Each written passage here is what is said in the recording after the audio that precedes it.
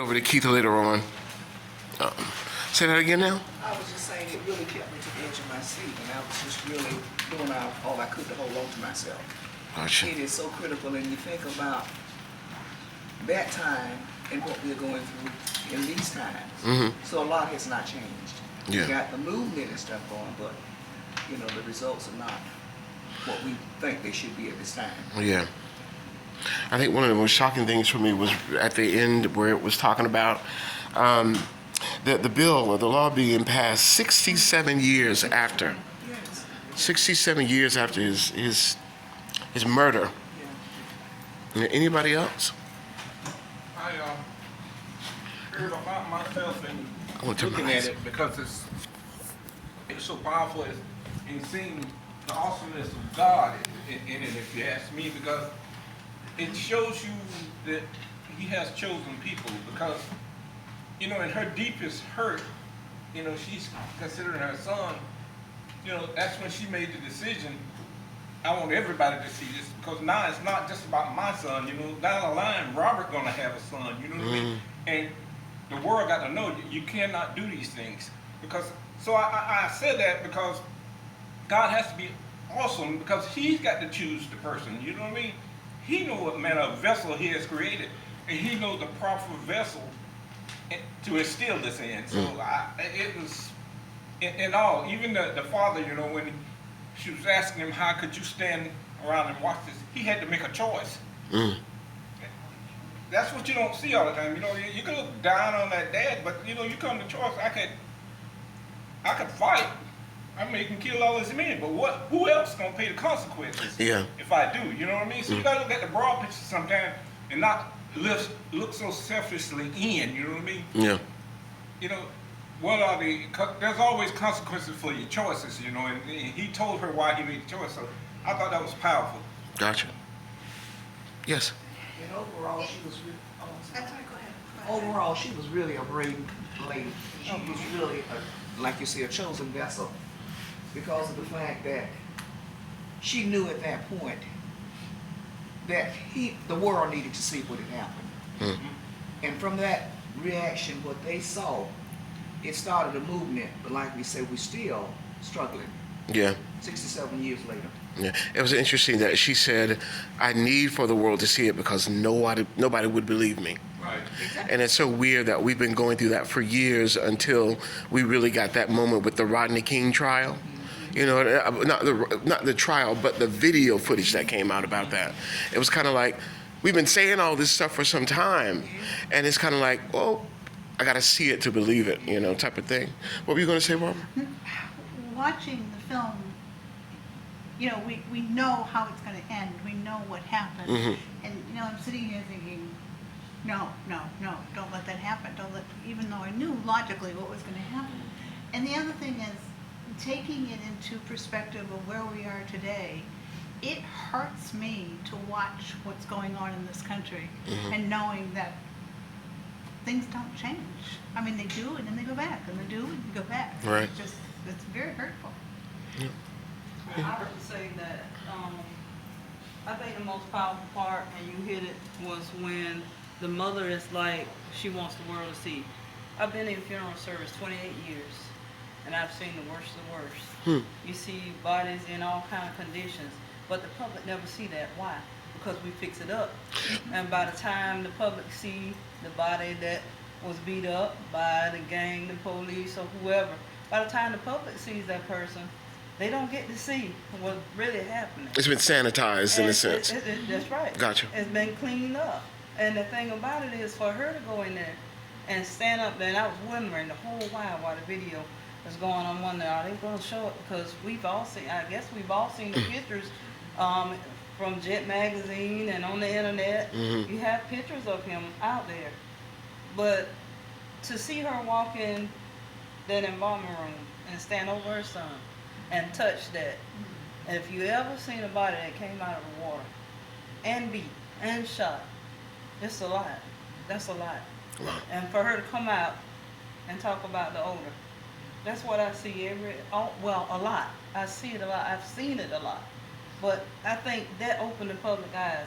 All these beatings and shootings and police brutality and all of this, however people are getting killed, or racism, the public never sees that. Mm. Because by the time we're done, it's fixed up, it's covered up. And so I don't think it hits as hard because they walk up to that casket and it's like, oh, he looked nice. But she didn't let that happen. And that's what triggered it. If you ever see somebody like that, and for her to go back, and the families don't see that. They don't get to see it because we fix it up. But she saw the rawness of it. And that's very powerful. That's a strong lady. That was a strong woman to stand. If I didn't do it professionally, I wouldn't want to see it. Mm. But to go in there and see your own child like that, you can't help but speak out. Gotcha. Real. And That's I, a and movement. I think that was the drive for her. As a mom, you know your job. Nobody can't tell you. I mean, it could be 1,000 kids out there in that yard. And like she said, I know his laughter. I know every inch of his body.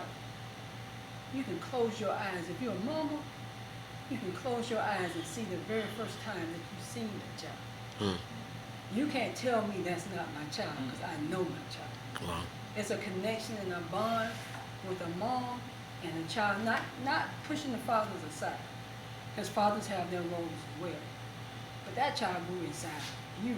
Hmm.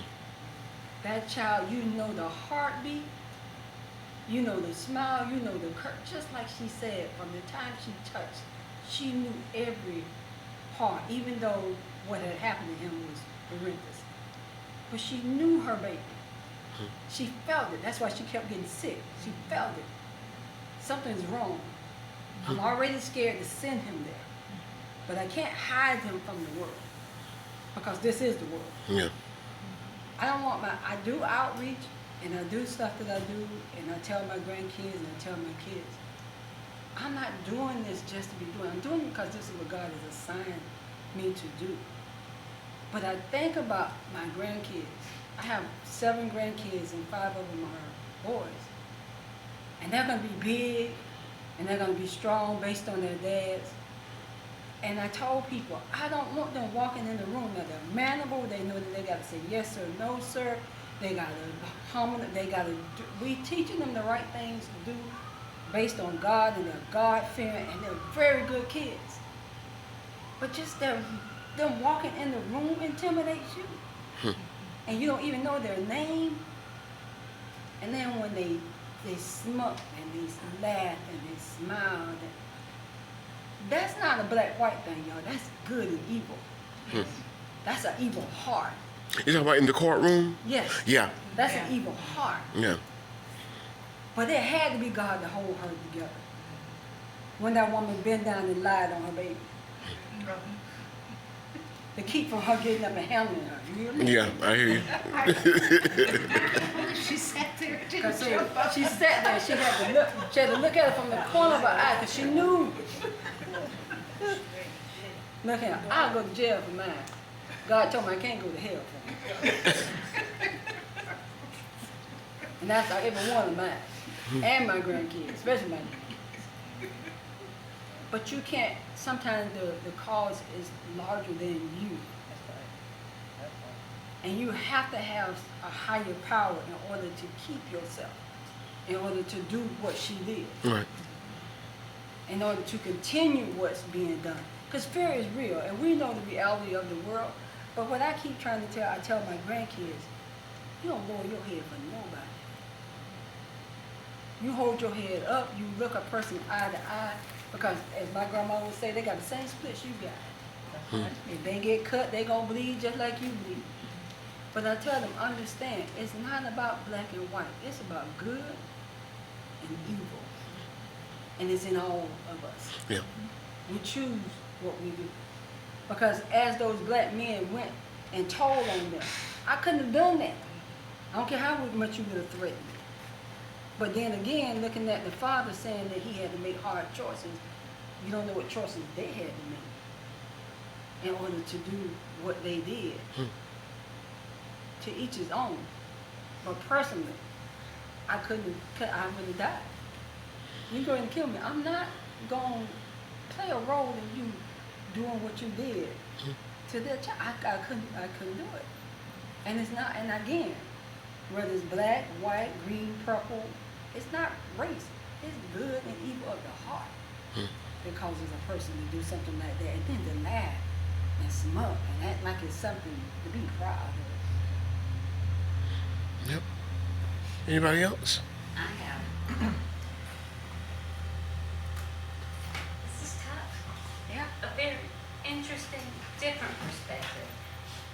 As far as I grew up in Atlanta in the 60s and the 70s, where there was Maynard Jackson and Andrew Young and, Reverend Al Sharpton. They were all there. And so people had to be really careful about what they said or what they did, because God forbid you should accuse someone of hurting a black person or a black person hurting a white person, because it was so on edge. And it was also right at that time when Wayne Williams and that whole, which I never in a million years will believe that he did that. And talking to one of the kids that quote unquote saw what happened, he said, we went like clockwork every day fishing at the Chattahoochee. Every day, clockwork, me and my brother. And I talked to him personally. And he said, we were always there. You could count on us to be there. He said, one day, and again, don't accuse anybody, especially a black person in Atlanta, of doing something, because, you never know. You have to be real careful. It was, so totally different. So he said, well, I went down there, and all of a sudden, a black guy who looked just like Wayne Williams comes walking through and comes up to him and says, hi, how are y'all doing? Hey, I have a slingshot. Y'all want a slingshot? And they're like, no, we don't want a slingshot. And he said, but Carol, do you realize that's how he killed some of those boys with a slingshot? He said, and then, 2 or 3 days later or whatever, they started smelling something. And they looked, and sure enough, they found a body. And he said, so I know he did it. I know he did it because, yeah, he was there. It looked just like him, and he handed me a slingshot, and that's how he killed him. But as a young kid, you don't think that that could be a setup. You know what I mean? So he, he honestly really thought that's what he saw was Wayne Williams. And then I think you and I have talked about it. I went to college, shorter. I never really saw color. I mean, you could say, that you see color, you don't see, you kind of hear about the outskirts of rumbling around of racism and stuff, but not necessarily raised that way. And I went to college with a number of my black friends. Never knew anything. Her parents said I was always raised to be a Christian and to love everyone. And I said, well, me too. And it started because none of us knew the backstory of any of this. We were innocent kids. And so I did, we had a little variety show, and I did Janet Jackson, Control. But I did the blackface and all that, but it wasn't at that. But it wasn't. Oh, I'm sorry, you saw the look on my face. I was like, what? It wasn't blackface like, Oh, I understand. I got you. I'm not blackface, no. But, I did the hair and the makeup and all that stuff. Didn't think about that. Right. She didn't think about that. It wasn't, anything like that. And then, was it Justin Trudeau, the Canadian Prime Minister, and a picture came out of him, and he honestly didn't realize, you know, the significance of it. And it bothered me so bad that I called her. And she said, Carol, I don't even know what you're talking about. You know, it didn't even faze us in the least back then. We didn't know. It wasn't a big deal. She said it wasn't. Her parents protected her. She said it wasn't even until the 20s, till she was in her 20s, that her parents told her growing up they had to be really careful. And any time, and this is my friend, we didn't know. We knew nothing of this growing up. They'd have to go and run in the ditch. They say, if there's a car coming, you better go run in the ditch, because it might be a white person, you know, and you better hide. Yeah. We never knew. I got you. That's interesting that you say we, and you said it a number of times, the we never knew aspect. And I get it, which makes it even more trickier with this whole thing that I don't know what your political leanings are, and we don't have to go into it, but all the things that our current governor seems to not want our kids to know. Right. You know what I mean? So you've got adults who may not share these things with their kids, and the kids have to get hit upside the head in some way or find out the hard way. But it makes it even more difficult now that we have somebody in office that is actively working to keep education or history from you. And on a strange note, I think I shared this with somebody also. I found out some horrible news. Governor DeSantis and I share the same birthday. Don't get me started on that. Don't get me started on that. Anybody else got? Yes, please. When I was watching this movie, and before this, because they have a documentary out Right. that's way longer than the movie. But I thought about, I moved down here in 2005, and I grew up in all black neighborhoods. So that's what I was used to growing up north, and I'm from Philadelphia. Okay. And when I came down here though, and I had never been to the South before, so I didn't know what the South would be like, but my children were coming with me, 3 of them. And I knew enough in 2005 to tell my children, now, we're going down south, and I know it's supposed to be different from everything we've learned, but I'm going to tell y'all something. We're going somewhere entirely different. It's going to be different, and be careful in everything that you do, because you don't know where the prejudices lie. You know, I said, everybody's not prejudiced, but you don't know who is. Right. So just be careful. And it's something that when I saw her prepping her son way back in 1957, 55, and I wasn't born in 55, but I'm like, way back then she prepping her son, and now in 2005, when I'm coming down here with 3 of my children, I'm telling them practically the same thing. The same thing. Be careful. And it's all these years later. Yeah. I still felt that I had to tell them to be careful because of where they were coming to, because you might not, if you get in trouble, you don't know what's going to happen. Yeah. And I just think that's crazy. Yeah. That we've been having to carry Right. the same. It's the same. If you all don't know, Taylor County right now, there's still a few areas in Taylor County that you might not want to go if you're color. Wow. Even now, this is 2023. And it's not just Taylor County, it's a couple other areas, I hate to just start naming them, but it's quite a few of them that are still today like that. Some of you said to her that, you know, like she said, once she put that picture there, and she wanted that picture there, it was kind of hit the conscience of the whole country. And you were saying that kind of same thing that, you know, we really didn't see that until the Rodney King. Right? Everybody saw how he was brutalized. Right. And then, you know, all those cops got off, right? Because all of them was white. So what we said was, you know, just the police is this, well, this thing in Memphis show you a whole different story. Because now all these guys are black, you know. But it's the same thing. It's the same type of beating, you know. So it's trying to awaken you. And you heard me, because we done talked about this too before. Is you taught, especially young black men, are taught you respect the uniform, right? And I do. I respect it.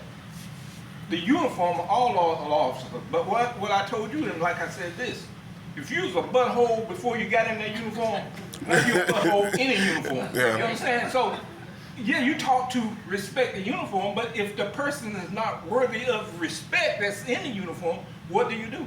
Right. So that's the thing you have to talk to your kids about. You know, that's why, you know, like me and Kenny there, when we talk to our grandsons, because all of them are big, you know, that's just the nature of it. They don't see that's Robert and Kenny's kid, grandkid. All they see is a young black man. Uh-huh. So what is our job to teach them the way, because like she says, I don't care who you are, you give them respect, you know, if, Right. especially older folks, or yes sir, no sir, yes ma'am, no ma'am, and all this. You conduct yourself, whatever, it say you may be, what's the word, you be blamed, but be blameless, in other words. Oh. You do what is required of you, then anybody else do anything, it's on them and not on you. Right. The way we try to raise them. Okay. Anybody else? We're always trying to coach. It's constantly like an athletic thing, because as parents, as guardians, and looking at the movie, the young man, his cousin, you know, you wonder what coaching he got that he didn't. They were in the same environment, so we're constantly having to coach, and once they get out from around us, they need more coaching. So how can we do this coaching and have people, you know, stop looking at kids, color, brown, black babies as they call them. You know, we're always nervous about keeping our kids safe. Yeah. And we know they're gonna go off. My son left home at 16 to go to the Naval Academy.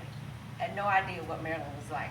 I'm here in Florida. So I found myself, my phone bill was going up and up. And I'm constantly Coaching. Yeah.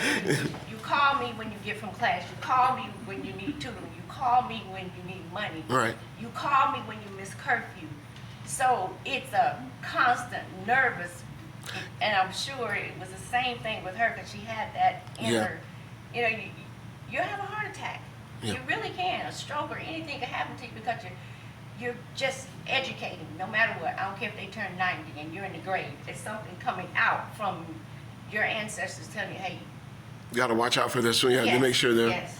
Yeah, that's so interesting. I mean, maybe that has something to do with the larger health concerns of us. You know, a lot of us as African Americans, we have a short lifespan.